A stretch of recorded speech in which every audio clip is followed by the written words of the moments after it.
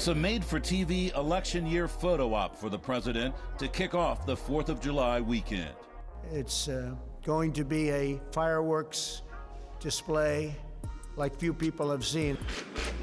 Standing in the shadow of 4 presidents at Mount Rushmore, with military flyovers and the first fireworks display at the monument in a decade, all amid a global pandemic.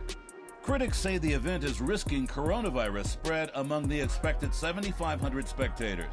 As cases continue to spike across the country, there are nearly 7,000 confirmed cases in South Dakota and 97 deaths. There will be no social distancing, but masks will be provided. We won't be social distancing. We're asking them to come, be ready to celebrate, to enjoy the freedoms and the liberties that we have in this country. It's not clear how many of those 7,500 visitors will come from other places experiencing rising cases.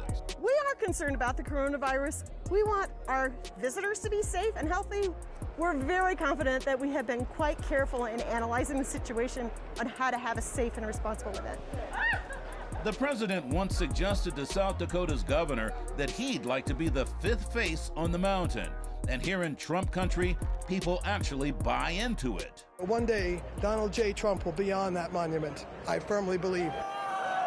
But at a time of racial unease, when protesters are tearing down statues of slaveholders and calling for the names of Confederate generals to be removed from army bases, the Rushmore event is a reminder that Trump is fighting to preserve these relics of heritage and history that some see as symbols of oppression.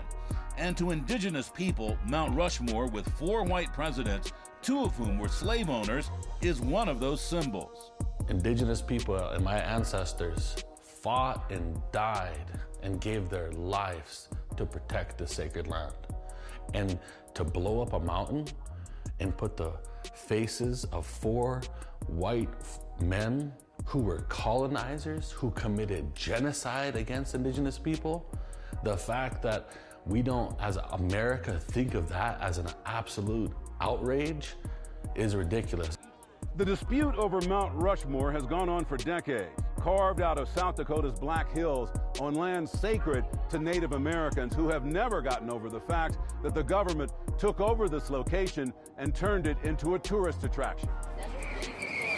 Native American activists say the government should give back the land to the original owners. They're planning protests, and local tribal councils have denounced the Trump visit. All of a sudden, what indigenous people have been saying for generations, there's an appetite to have a conversation about symbols of white supremacy, structural racism. Historian Tom Griffith says getting rid of the monuments is not the answer. We can easily erase all of the symbols of our past, but we can't ignore the history. It will remain no matter what sculptures are torn down around the country.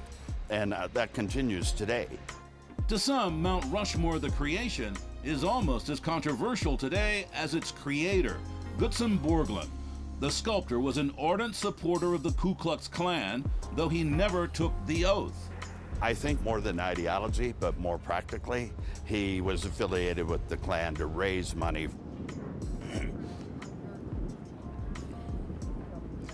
And we are also expecting a fireworks display tonight. That, too, is controversial. Because of potential for forest fires, the Park Service says they do have it under control. They've done a study and don't expect any problem.